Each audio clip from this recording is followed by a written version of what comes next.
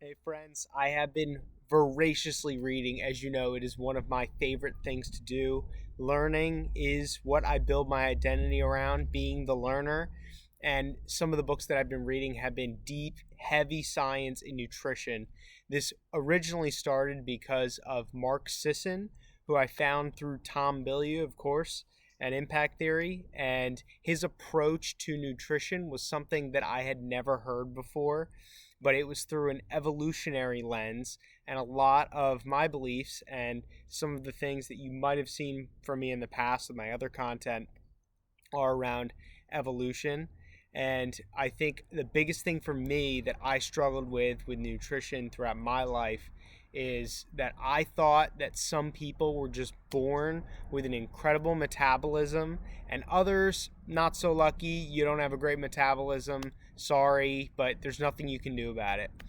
And what Mark Sisson and his book, The Keto Reset Diet, and also the Keto for Life, have taught me, along with some of the other books that I've read, are that there are actually physics to being human, and we are just learning about this new science in the last 10 to 15 years. And before, a lot of these concepts were not really widespread, but this paleo keto movement that you might have heard about, primal movement that you may have heard about from other people, is what I have started to understand is our ancestral way of eating. And the diet itself is a lot different than the standard American diet that you hear about, or I have been on, or other people that you may know have been on, or you yourself may be on.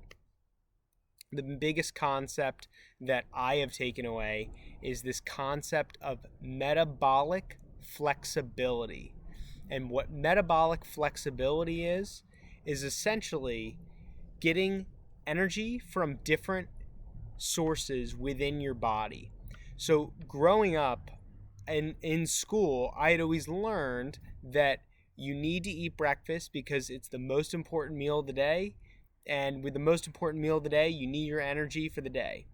However, when I started to think of this through an evolutionary lens, it didn't really make sense that you had to eat at all the time throughout the day, because for millions of years, how did our ancestors gather food and eat and still be energized throughout the day?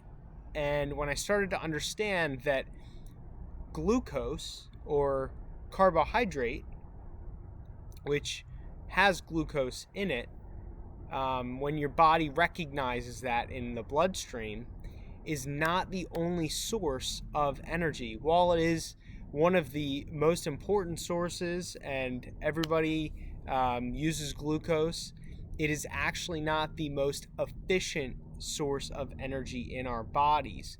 We have this other unbelievable ability to burn these things called ketones. And ketones are actually the brain's more preferred way of burning energy.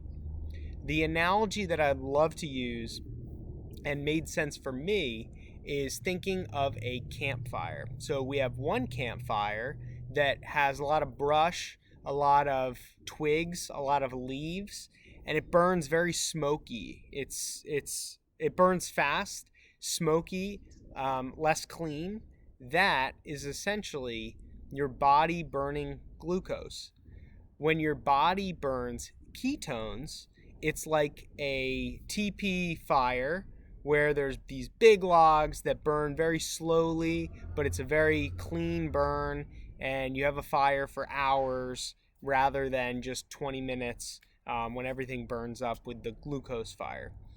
So our body actually prefers burning ketones. And what this means, linking back to my first point, is that we have this incredible ability to burn stored body fat. And instead of stored body fat, your body can also burn fat on your plate. So it does not know the difference between the fat on your plate or the fat on your butt.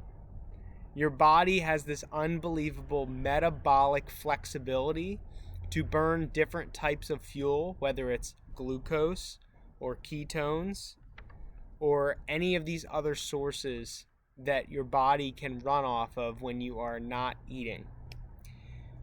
More to come on this, but this is the first installment of Mark Sisson's Primal Paleo Keto Reset Diet movement.